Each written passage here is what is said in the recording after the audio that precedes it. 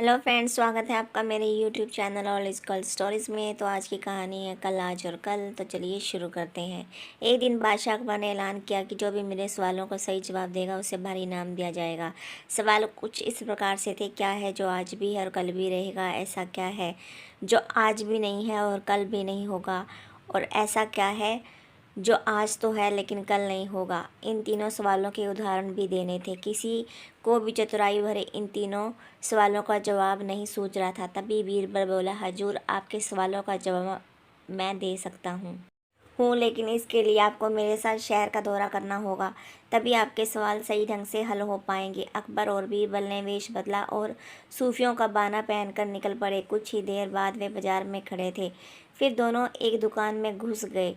बीरबल ने दुकानदार से कहा, हमें बच्चों की पढ़ाई के लिए मदरसा बनाना है, तुम हमें इसके लिए 1000 रुपये दे दो। तब दुकानदार ने अपने मुनीम से कहा कि इन्हें 1000 रुपये दे दो। तो बीरबल बोला, जब मैं तुमसे रुपये ले रहूँगा तो तुम्हारे सिर पर जूता मारूंगा। हर एक रुपये के पीछे एक जूता पड़ेगा। बोलो, तैयार हो? यह सुनते ही दुकानदार के नौकर का पारा चढ़ गया और वह बीरबल से दो दो हाथ करने आगे बढ़ गया।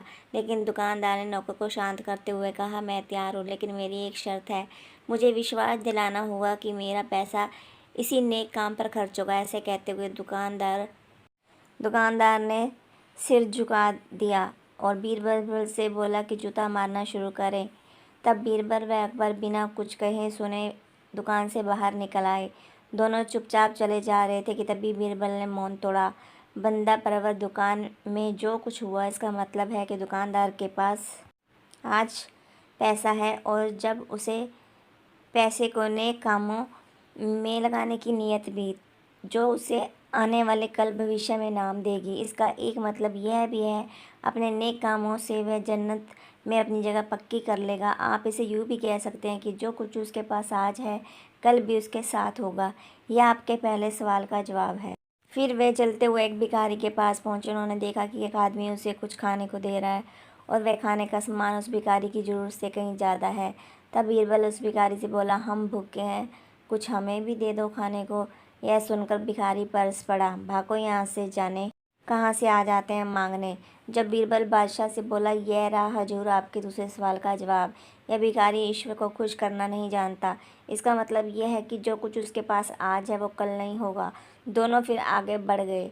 उन्होंने देखा कि एक तपस्वी पेड़ के नीचे तपस्या कर रहा है। बीरबल ने पास जाकर उसके सामने कुछ पैसे रखे। तब वह तपस्वी बोला, इसे हटाओ यहाँ से, मेरे लिए यह बेईमानी से पाया गया पैसा है, ऐसा पैसा मुझे नहीं चाहिए। अब बीरबल बोला, हजूर, इसका मतलब यह हुआ कि अभी तो नहीं है लेकिन बाद में हो सकता है। आज ये तपस्वी सभी सुखों को नकार रहा है, लेकिन कल यही सब सुख उसके पास होंगे।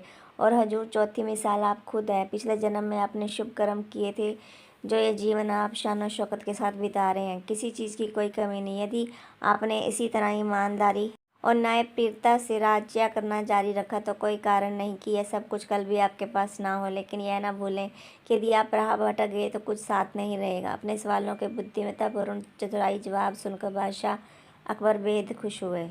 कहानी पसंद आई हो तो कहानी को प्लीज़ लाइक, चैनल को सब्सक्राइब कीजिए। जय जय श्री राधे।